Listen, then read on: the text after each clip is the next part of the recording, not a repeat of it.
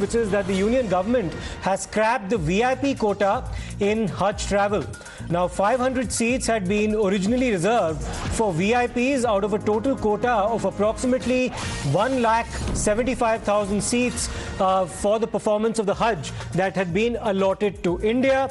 There was a VIP quota within that overall quota of 500 seats now, which has been completely scrapped. So the Aam Aadmi, who actually goes for the Hajj, can now avail of the original quota. There won't be a reserve VVIP category anymore as far as the Hajj quota is concerned. That's the latest move that's come in on the part of the centre. Remember, there earlier also used to be a Hajj subsidy for those performing the Hajj. That had been scrapped by the centre as well in the year 2018.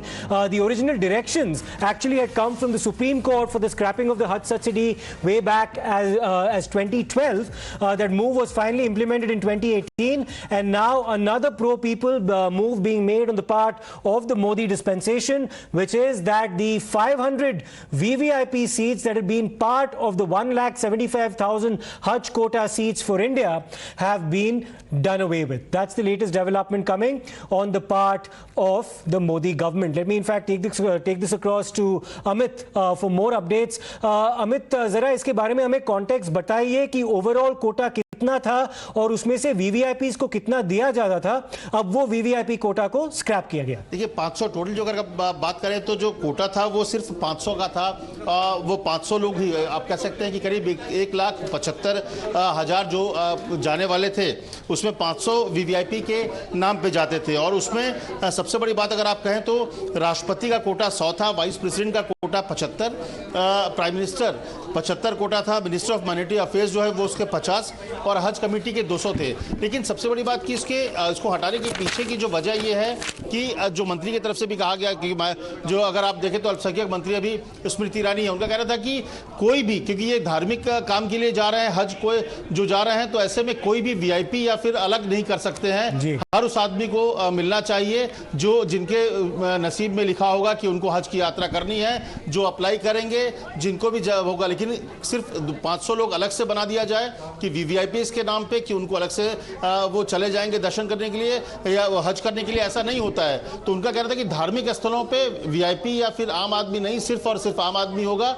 और सबको वो priority मिलनी चाहिए, वो मौका मिलना चाहिए. और इसी आधार पर जो वो 500 कोटा है वीवीआईपी का, उसे खत्म करने का फैसला किया गया है अल्पसंख्यक मंत्रालय की तरफ से. सो ये बहुत ही एक अहम मूव है अमित, क्योंकि अर्लियर जो डिस्टिंक्शन होता था मिनिस्टर्स या फिर ऑफिशियल्स और आम आदमी के बीच, अब उन बाउंड्रीज को पूरे ब्लर किए गए हैं.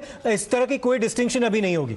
जी हाँ, अभी थोड़ी देर में ऑर्डर भी बाहर आज निकल जाएगा. लेकिन सबसे बड़ी बात कि किसी भी इस तरह से जो पहले था कि जो एक प्रोसेस होता है कि आप अप्लाई करेंगे और इसके बाद स्क्रूटनी के बाद आपको हज की परमिशन मिलती थी, लेकिन कोटे की वजह से जिन्होंने परमिशन नहीं भी मिलता था वो कोटे के जरिए हज करने पहुंच जाते थे. और ऐसे में वीवीआईपीज लोग जो कि रसूखदार होते थे वो हज करते थे. तो ऐसे में कहीं ना कहीं जो कोटा है उसमें से 500 आप कह सकते हैं कि आम आदमी को मौका उनके हाथ से निकल जाता था. लेकिन अब जो फैसला किया गया है कि तमाम लोग जो भी एक आम आदमी जो कि हज करना चाहते हैं वो उस प्रोसेस से गुजरेंगे जो कि एक आम आदमी के लिए है.